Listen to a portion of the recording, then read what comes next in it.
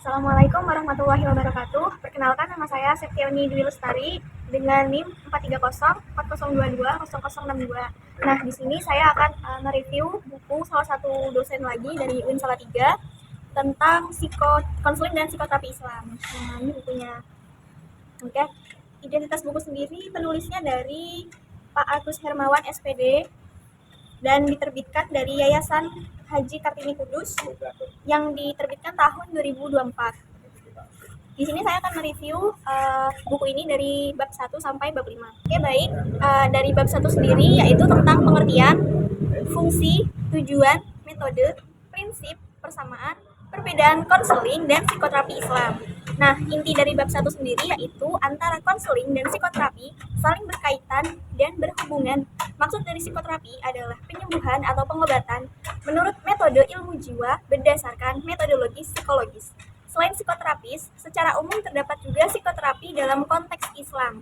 Nah, psikoterapi Islam lebih mengacu pada hal-hal yang berkaitan dengan keislaman, berparadigma kepada Al-Quran dan As-Sunnah Rasulullah SAW.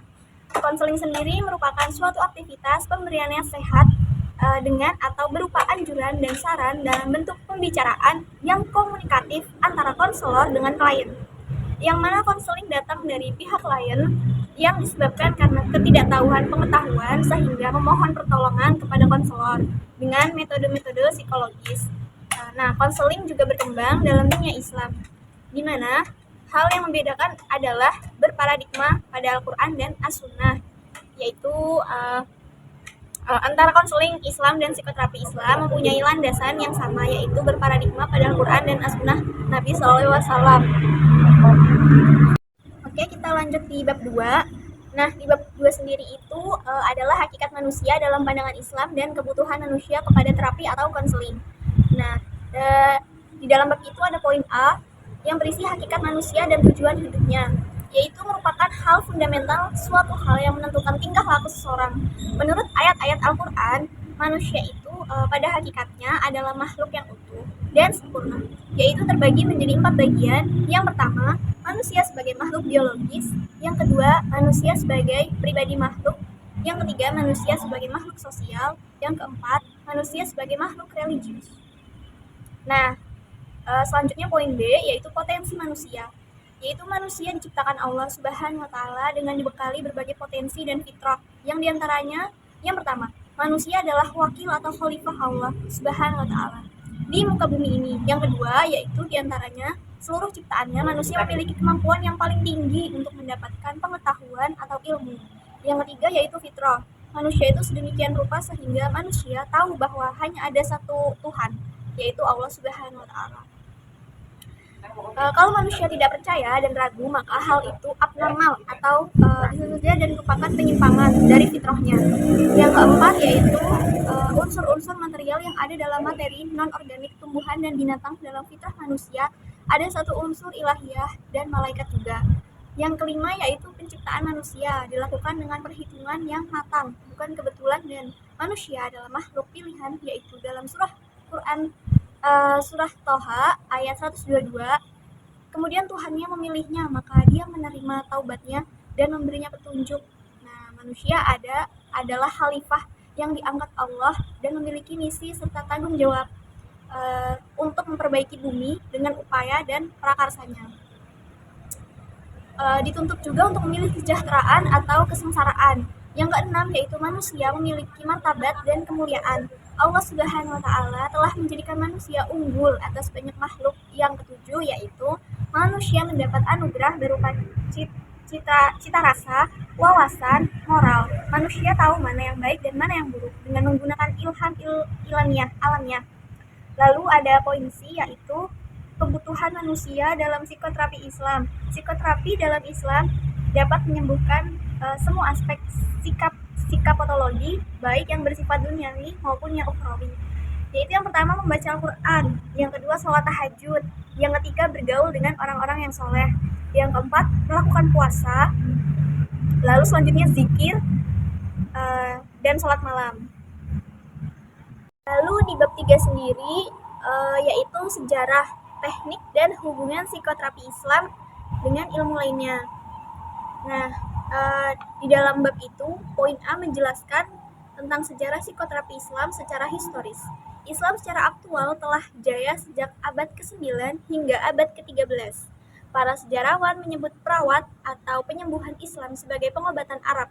Ibnu Khaldun dalam 173 sampai dengan 808 Hijriah atau 1332 sampai dengan 1406 Masehi sebagai salah satu pelopor pendekatan sosiologis dalam teori sejarah mengungkapkan bahwa ilmu pengobatan Islam yang terkandung dalam literatur hadis pada dasarnya bersumber dari ilmu pengobatan Arab Badui yang berdasar pengalaman panjang dan tidak melalui eksperimen atau percobaan ilmiah. Lalu di poin B dijelaskan bentuk dan teknik psikoterapi, yaitu sebagaimana dikemukakan oleh Alkinson, terdapat 6 teknik psikoterapi yang digunakan oleh para psikiater atau psikolog. Antara lain yang pertama adalah teknik terapi psikoanalisa, yang kedua teknik terapi perilaku, yang ketiga teknik terapi kognitif, yang keempat teknik terapi humanistik, yang kelima teknik terapi efektif atau integratif, yang keenam teknik terapi kelompok dan keluarga. Lalu psikoterapi dalam Islam dapat menyembuhkan semua aspek psikopatologi, baik yang bersifat duniawi maupun ukhrawi. Nah, psikoterapi hati itu ada 5 macam sebagai berikut, yaitu yang pertama membaca Al-Quran sambil mencoba memahami artinya.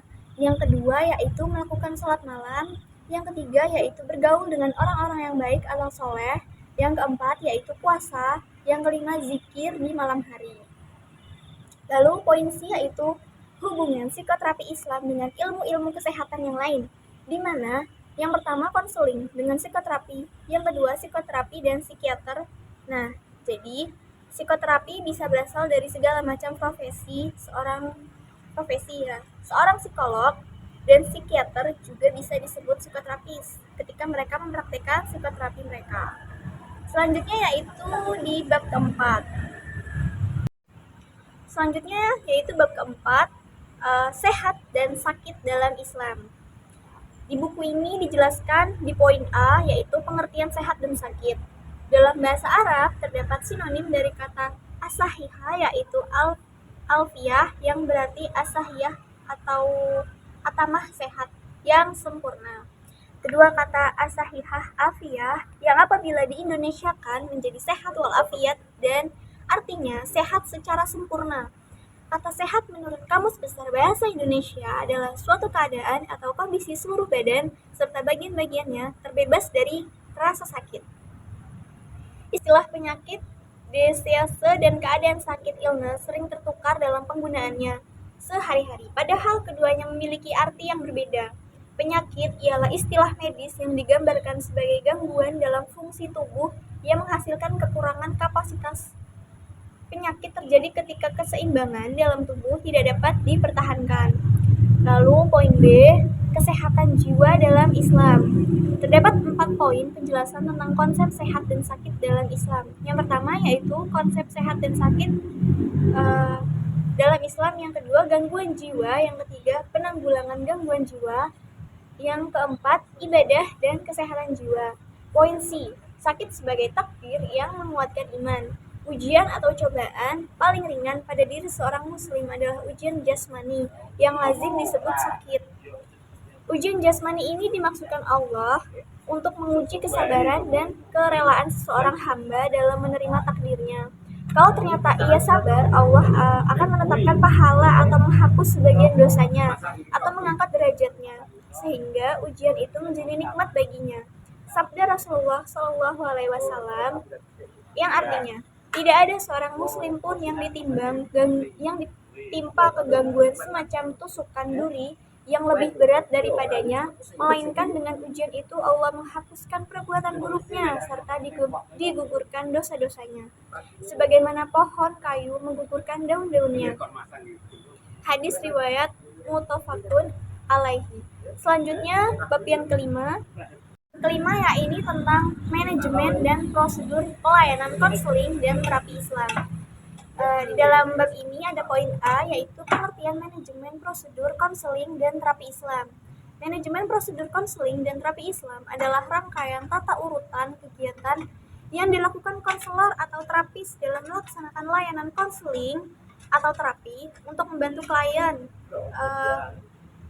terbebaskan dari permasalahannya. Ya, itu poin B. Tahap-tahap psikoterapi Islam. Menurut Prawitasari, seperti dikutip Rahayu, psikoterapi atau terapi kejiwaan dikembangkan melalui tahap-tahap berikut. Yang pertama adalah wawancara awal. Yang kedua adalah proses terapi. Yang ketiga, tindakan mengakhiri terapi. Lalu poin C, model-model psikoterapi dalam Al-Quran dan Sunnah Rasul. Terdapat 7 model, yaitu terapi mental dalam Al-Quran dan Sunnah Rasul. Yang pertama, sikap terapi keimanan. Yang kedua, psikoterapi melalui ibadah. Yang ketiga, psikoterapi dengan puasa. Yang keempat, psikoterapi melodi, ibadah haji. Yang kelima, psikoterapi melalui sabar. Yang keenam, psikoterapi istighfar dan taubat. Yang ketujuh, atau yang terakhir, yaitu psikoterapi melalui zikir. Dan saya akan mengemukakan pendapat saya dari buku ini melalui kelebihan dan kekurangannya. Menurut saya, kelebihan dari buku ini yang pertama adalah buku ini sangat tipis ya, enteng gitu buat dibawa kemana-mana, praktis, dan juga dari covernya ini cukup menggambarkan isinya. Lalu dari tata bahasa juga mudah dibaca dan dipahami. Banyak kutipan dari ayat Al-Quran dan juga hadis, dan juga banyak tafsir dari tokoh-tokoh besar. Kekurangannya adalah cover atau warna dari buku ini masih kurang menarik perhatian pembaca. Seharusnya dibuat semenarik mungkin dari gambar atau cover dari buku ini. Oke, lalu itu saja review buku dari saya. Mohon maaf bila ada salah-salah kata dalam review buku ini. Wassalamualaikum warahmatullahi wabarakatuh.